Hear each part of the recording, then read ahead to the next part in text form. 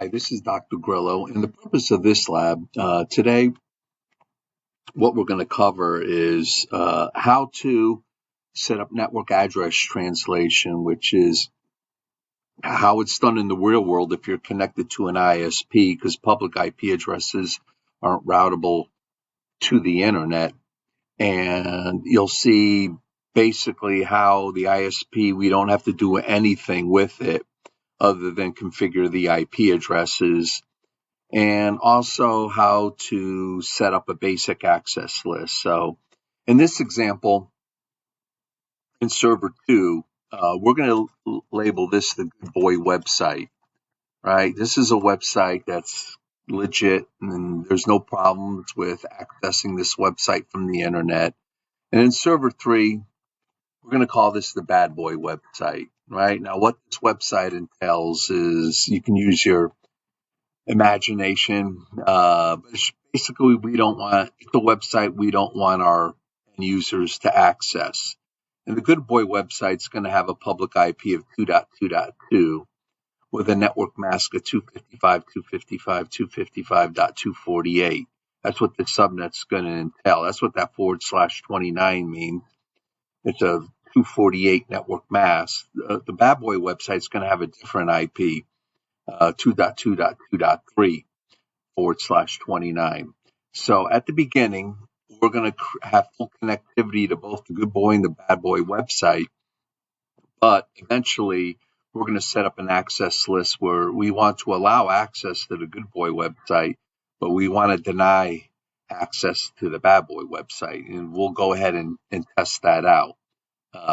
And so here's where the network address translation is going to occur. So we're going to set up network address translation where any private IP address in this subnet right here will be converted to a public IP that resides on the serial 0000 interface. The IP address of that interface is 1.1.1.1. All these public IPs, before they hit the ISP and go out to the internet, will be converted to a public IP. That will be the source address for these private IP addresses accessing these websites. Okay, so we're basically going to go ahead and get started. And the first thing we're going to do is we'll set up the address for our PC. We'll set up the address for the website. And for these two servers right here, Good Boy website, Bad Boy website. So let's start with the PC first. We'll click on the PC, desktop tab, IP configuration. We've done this before, and we'll key in an address of 10.0.0.2, subnet mask of 255.0.0.0, and the gateway address will be 10.0.0.1, and hit the tab key. As you can see, I've got the addresses labeled for the PC and also for the default gateway on the G00 interface on the headquarters router. Okay, that pretty much completes the IP address of the PC. You can point your mouse over it and verify. Okay, so we've got the correct address here. Now, in the real world, you don't have the option of pointing your mouse in Packet Tracer. So what you could do is click on the desktop tab, or close the IP configuration window first, and go to the command prompt, and you can verify IP addresses, right? You see it's got the correct IP, the correct network mask, and the correct default gateway address, okay? We'll minimize the PC1 window, and we'll basically do the same thing. Let's start with the Good Boy website. Go to the desktop tab, click the IP configuration window, and we'll type 2.2.2.2.2. The network mask will be 255.255.255.248. And the gateway address, and that's the ISP's gateway on G0/0 is 2.2.2.1. Tab, and you can close the IP configuration window. Okay. Next thing we want to do is actually set up a basic web page on the Good Boy website. And all we're going to do is we're going to just change the name of the website from the default that Cisco gives you, and we'll just name it the Good Boy website. So it's real simple. You click on the services tab right here. And after you click on the services tab, you see this file index.html. That is your main page on the website. And so we want to click the edit button. And all we want to do where it says welcome to Cisco Packet Tracer, okay, we want to leave the tag HR. It's the main tag, and HTML. It basically means it's the title of the website. We're just going to change that to Good Boy website. Okay, now notice I left the tags in place, and we're going to click the save button. And yes, we're going to override it. And we're going to close this window right here.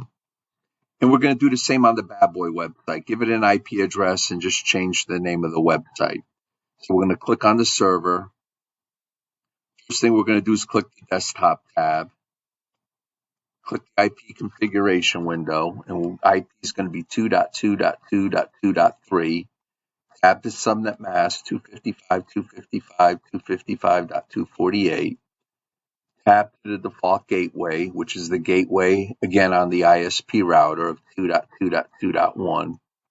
Hit tab. And from here, we'll click the services tab. We'll click on that index HTML where it says edit. We'll click on edit.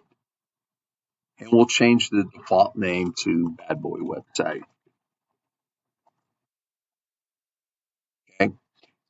From there, we got to save it. And we'll override it. Okay, so that completes the configuration of the servers and also PC1. Okay.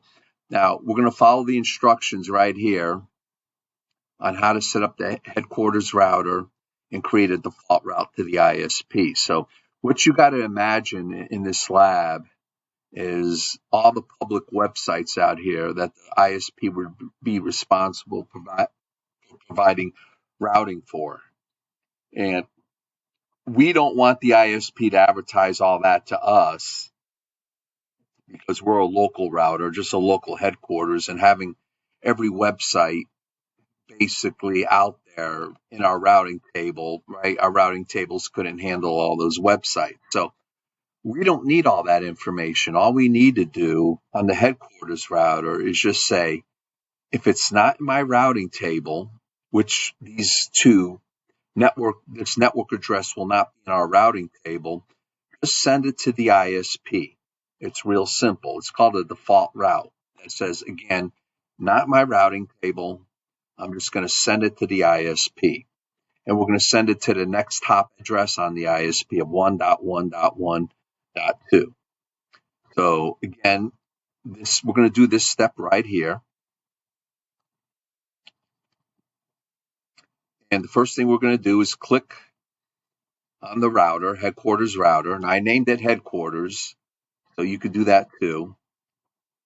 And I'm going to kind of leave it like this where we can see the instructions still. Okay. And we've done this before. We're going to type no for initial configuration dialog and press return to get started. And then we're going to type en for enable, config t. And the first thing we're going to do is set up the serial interface. We're going to type int s0/0/0/0. Okay. We're going to give it an IP address of 1.1.1.1.1 space 255.255.255.252. Again, a point-to-point link. We only need 2 available IPs, so we'll use the /30. And then we'll just turn it on with the no shutdown command. Now the link's going to stay down until we configure the other end, which is okay. All right. We're going to type exit. And now we're going to configure our default route. Okay. So we're going to type the command IP space route space 0.0.0.0.0. Call it a quad IP address, with four zeros. What that means is any IP address, right? Any IP address, hit the space bar, followed by another quad 0.0.0.0.0.0, which means any IP address, any network mask, right? Not associated with my routing table. Send it to the ISP at the next top IP of 1.1.1.2. Okay, because as you can see, that's the address of the ISP here. Okay.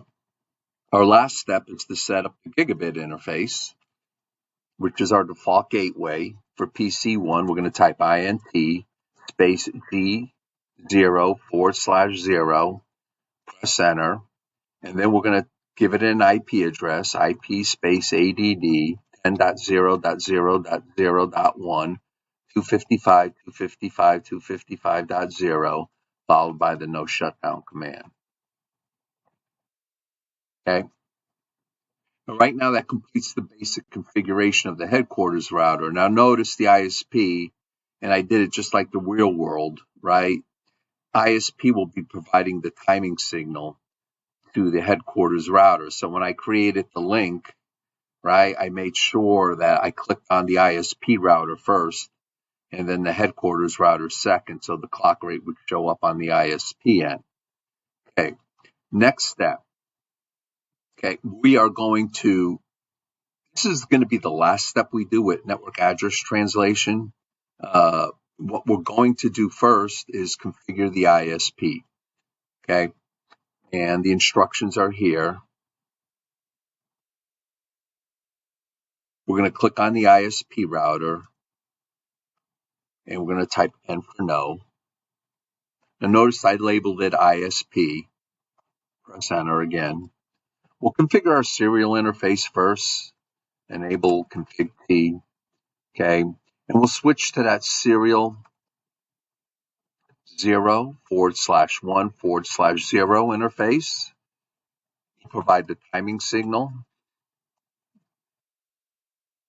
and we'll set up the IP of 1.1.1.2, 255.255.255.252, and then we'll type the no shutdown command.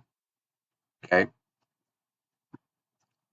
Next step is we'll configure the gigabit interface, the gateway in which the two websites reside on.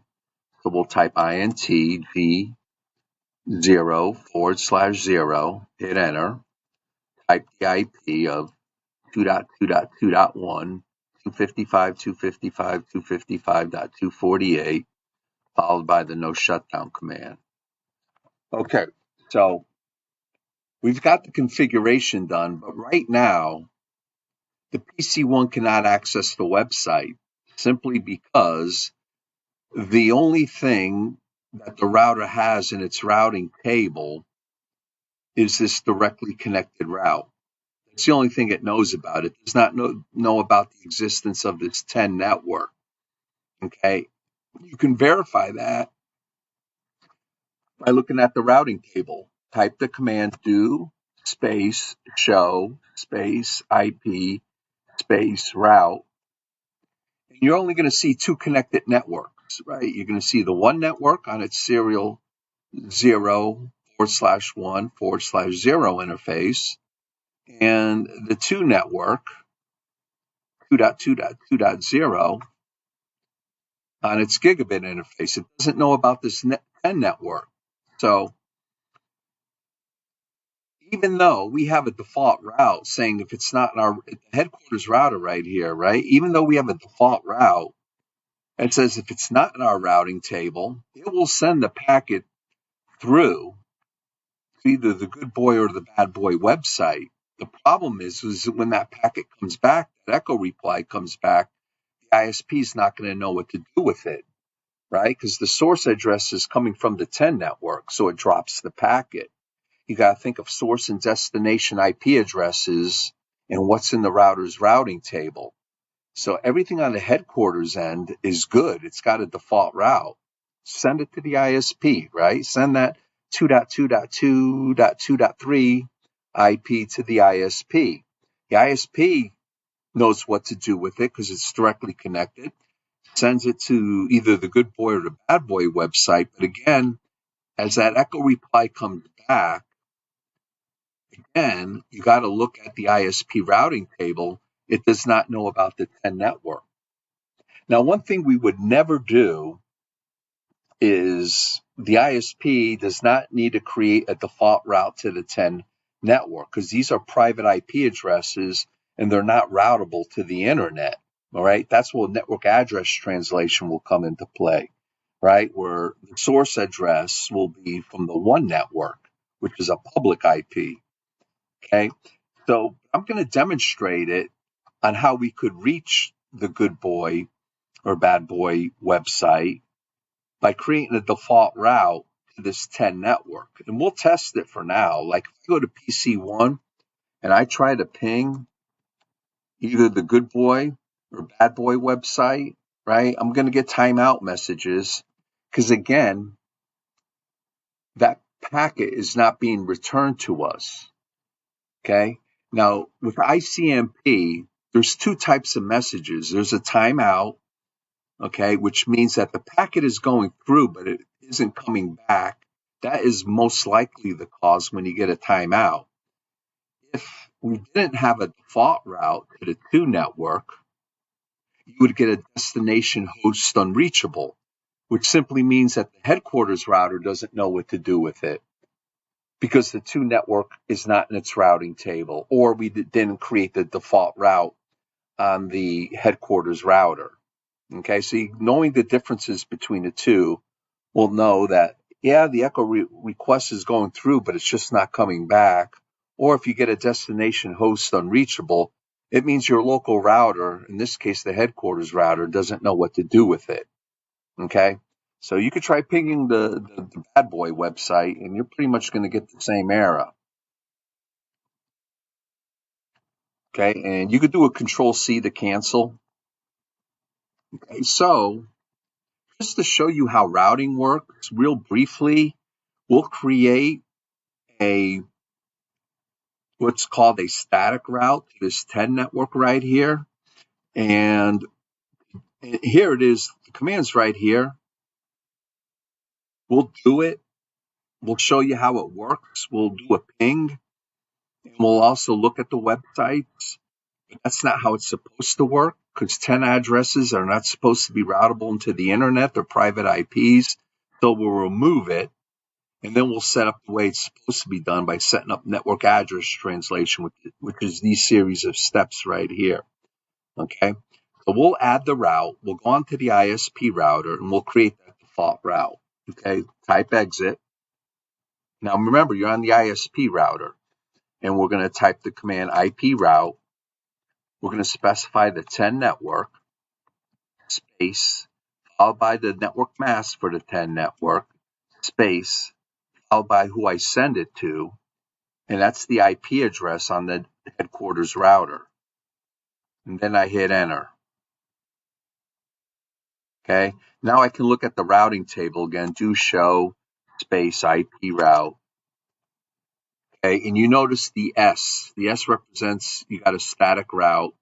So anything that needs to be sent to a network address beginning with 10, I'm going to send it to 1.1.1.1. Okay. Now if you go on PC1, and you ping both websites. So we'll ping the good boy website first. You get the reply. You ping the bad boy website. You get a reply. Okay. Now, how do you look at the websites? It's pretty simple. Just close the command prompt window and go to this web browser icon, right? It's the last one, top row on the right. Click on it. You may have to double click. There we go. And then the URL button, we don't have DNS set up. Just type http:// We'll do the good boy website first, 2.2.2.2. Hit enter. And notice you got the good boy website here. Now we have connectivity to the bad boy website. Change the 2 to a 3 in the last octet. Hit enter. and you got the bad boy website. Okay, so what we want to do on the ISP, we want to go back to that router and we want to remove that static route we just created to the 10 network, because that's not how it's supposed to work. Okay, now you could retype it in. The way to remove something is type no followed by the exact command. Okay, what I do is I hit the up arrow twice for the command history recall. I do a control A. That brings my cursor to the beginning of the command. I type NO, hit the space bar, and that removes the static route. Okay, now if you hit the up arrow twice and do another show IP route, look at your routing table, we're back to where we're supposed to be. That static route has been removed. Okay. Okay, so what we're going to do next on the ISP, the ISP is actually all set up now. Okay, and that's the purpose, one of the purposes of this lab, to show you on the ISP, you don't have to do anything. You configure the IP addresses on the interface and you're pretty much done, right? Because the IP address knows about all the internet addresses in existence, right? And on the headquarters router, we have a default route to the ISP. And this public network, 1.1.1.0, right, in which there's only 2 available IP addresses, the ISP knows about because it shows up as a directly connected network. This will be the network address translation we do. So we're going to do something actually called port address translation. And port address translation means that every request to a public website on the internet, right, and that's coming from a private IP, will be mapped or translated into a public IP address. And that public IP address will be the public IP that resides on the serial 0/0/0/0 interface. Okay. And there, after that, packets will go through and they'll be able to come back because the source address will be coming from 1.1.1.1, which the ISP knows about because it's directly connected. And as it hits the headquarters router, with network address translation already set up, the headquarters router knows that the source address originally came from the private IP that made the request. Okay, and we'll look at the network address translation table after we're done, and I'll show you how the mapping occurs between public and private IPs. Okay, so we're going to finish up the lab by configuring these series of steps right here. Okay, so we're going to go on the headquarters router, drag the window over so you can see the instructions, which is right here. Okay, now it logs you out after a period of inactivity. In a later lab, I'll show you how to extend that. I think the default is 2 minutes, and then it just logs you out. You could actually change the timeout to 10 minutes, 7 minutes, what have you. Okay, so how to set up network address translation, or NAT for short. Go to Enable, Config T. First step is to go to our interface and specify where the NAT addresses are coming from the inside. So on the inside, they're coming from here. So we're going to do an IP NAT on the gigabit 0 interface and an IP NAT out on the serial 000 interface on the headquarters router. So we're going to type INT space G0/0 and type the command IP space NAT space inside, hit enter. That's where the inside translations are coming from. Next step, where will the outside translations be going out to? They'll be going out on that serial 000 interface. So we type INT S0/0/0 and we type IP NAT outside. Okay, that's the first step. Next step is to create an access list of who's permitted, what private IP addresses are permitted to be translated to the internet. And in our case, we want to specify the entire series of network addresses. We only have one PC, right? But there could be many PCs on this network segment right here. We want to specify the entire network is permitted to be translated to 1.1.1.1. And to do that, we set up an access list. Okay. So we set up an access list by type. We're going to type exit to get back to global configuration mode. And then we're going to type the command access list 1. Okay. Any number between 1 and 99 is basically what's called a standard access list, where you're only specifying the source only. Okay.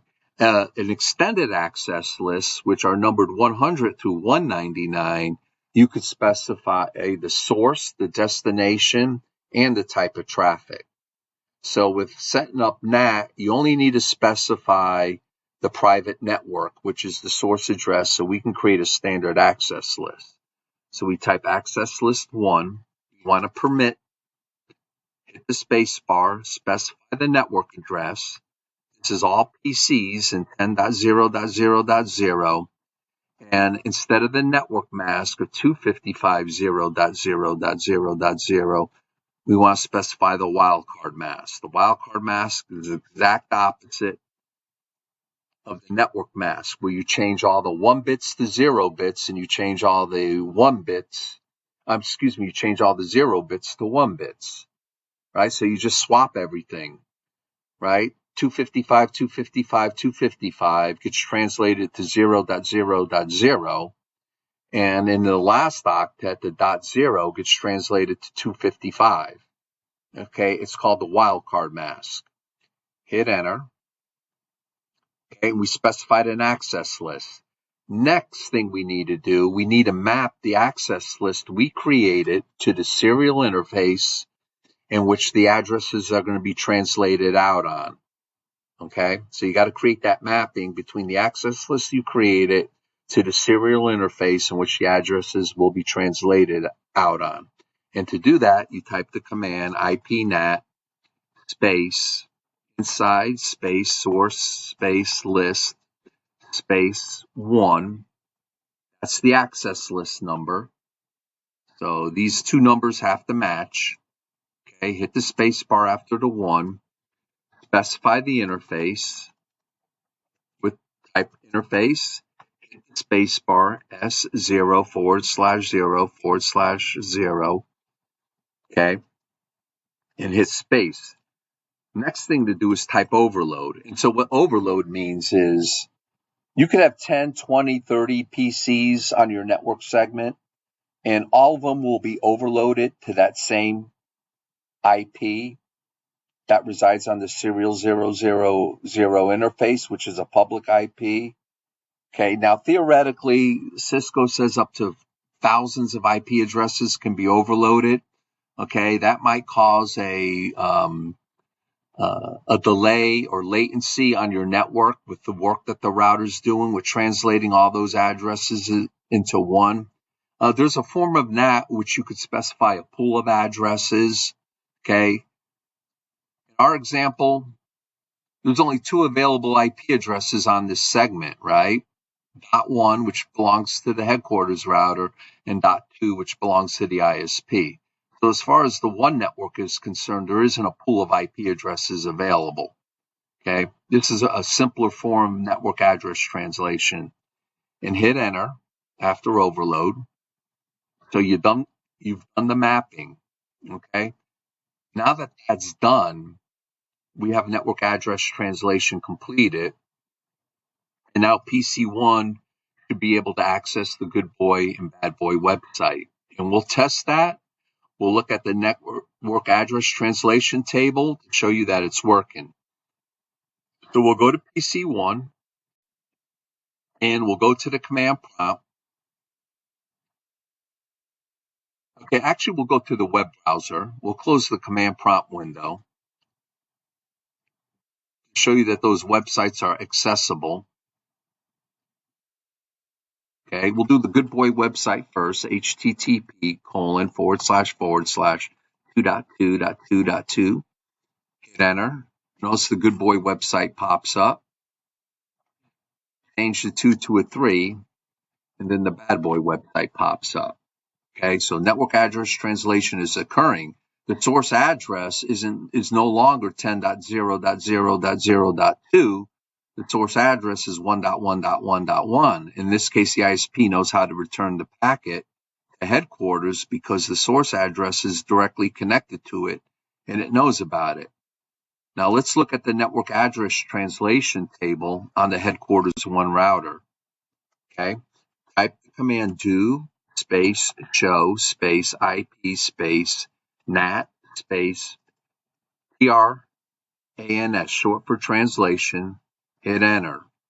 Okay, you could see the 2 requests that we made. Okay, HTTP uses TCP, so it lets you know the type of protocol. Okay, this was the public IP address, which is called the inside global. The inside local is the private IP address that resides on the PC1, and then the outside local and the outside global are the public IP addresses you want to reach, and on what port number. HTTP uses port 80. Okay. Now notice when we made the request to the Bad Boy website, it used a different port number. Right? That's how it keeps track of who's requesting what. Okay, and it's kind of working the same way on your home network, right? Your wireless router from your internet service providers using network address translation, it's been given one public IP. That's what you're paying for, right? That resides on the interface on your wireless router inside your house. Your laptops, your phones, etc., are all using private IP addresses. That's how network address translation works. Well, in our example, we have a Good Boy website and a Bad Boy website. We want the PC to be able to reach the Good Boy website, but we don't want the PC to be able to reach the Bad Boy website. So in this case, we have to set up an extended access list, and the first access list will specify that we want to deny access to the Bad Boy website from any address that's coming from 1.1.1.1. Because remember, with network address translation, this is the source, this is the destination. Okay, so if we look here, we've got our source and our wildcard mask, and we got our destination, which is a specific host, the Bad Boy website. Now, what you have to remember with access lists, there's what's called an implicit deny. Once you create one, anything that doesn't match your rule is also going to be automatically dropped. So after you create a deny to the Bad Boy website, you have to let everything else go through.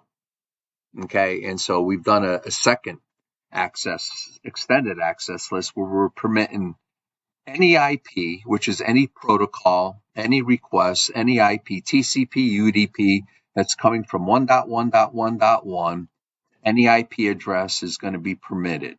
Okay, so we'll go ahead and we'll set that up on the headquarters router.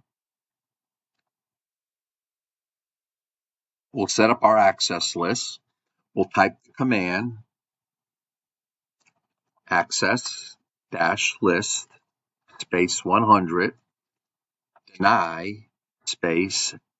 Now, if I hit the question mark after deny, I could specify a protocol. I could specify TCP, but when I'm talking about the Bad Boy website, I want to block all access. So I'm just going to specify IP, right? And you can use your question mark. It tells you what to do next. It tells you specify the source, right? So I'm going to specify our source address, 1.1.1.0, space 0.0.0.0.3, right? It's this entire subnet right here. Now, I could have done a single IP, but I'm just blocking anything from here. It's going to be denied access to the Bad Boy website. So that's our source. I use the wildcard mask, which is the opposite of 255, 255, 255.252. Okay, I'm going to open up a notepad. I'm going to show you a real easy way of specifying how to calculate a network mask. So any network mask, 255, 255, 255.252. Okay. How do I get the wildcard mask? I just go, what number plus 255 equals 255?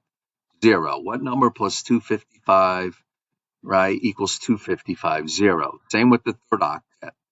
252 plus 3 equals 255. Another example, 255, 255, 255.224, right? 0.0.0.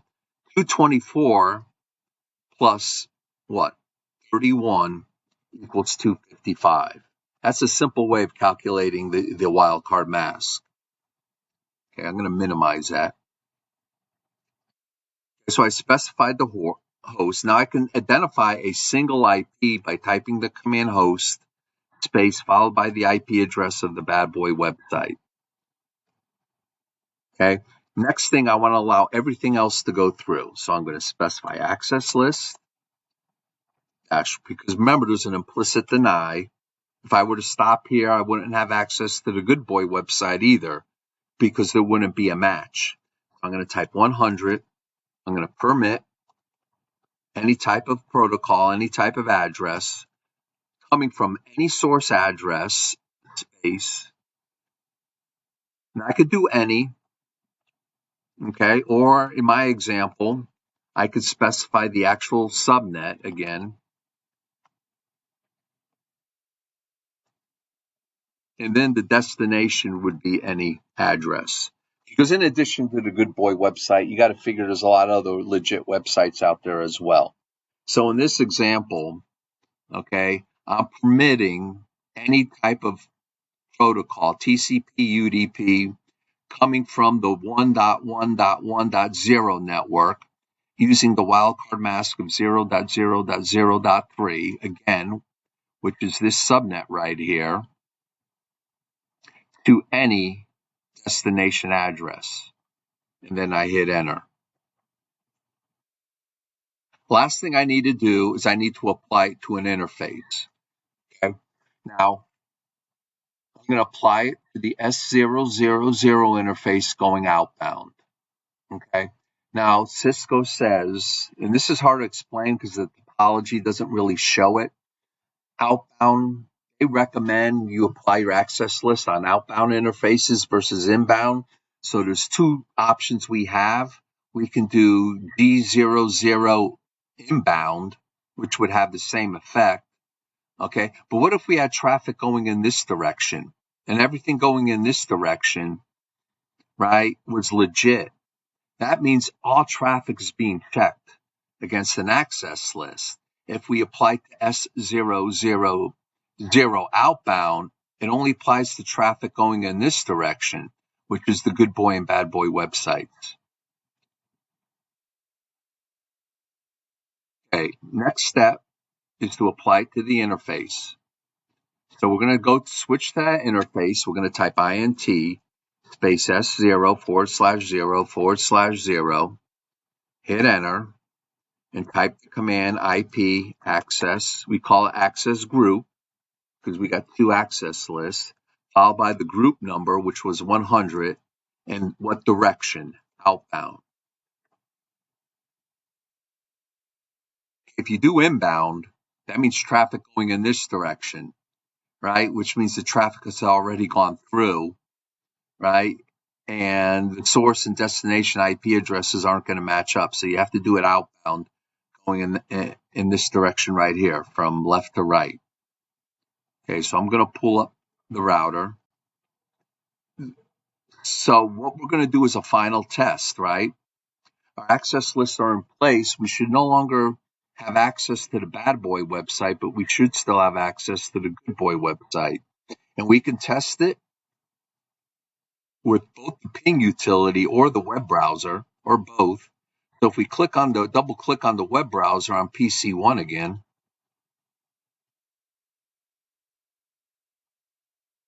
type HTTP. We'll do the Good Boy website first, :// 2.2.2. We have access to the Good Boy website.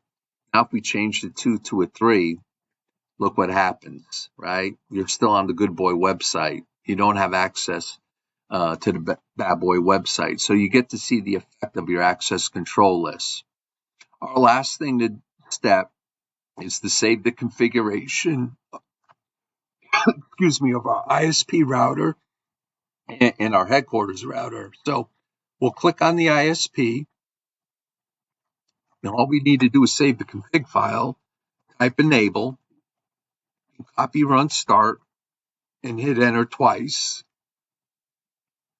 and repeat the same on the headquarters router. Type end in this case, hit enter twice, and type copy space run space start, hit enter twice. Now, if you want, you can configure the line console password, the enable secret password, the host names. Okay, and the last step is simply to save the file. So this is lab 4. You would go file, save as, and you would type in your first name, last name, followed by the lab 4, and then you would save it. And in my case, I'll overwrite it. So what I'm going to do is I'll wipe everything clean, and that when you see this in the video, you'll be able to start from scratch. So that completes the lab. Again, you've learned about how to set up a default route to the ISP, how you only need to configure the ISP for IP addresses, and how to create an access list which permits access to the Good Boy website and denies access to the Bad Boy website. And that concludes the lab. Thank you.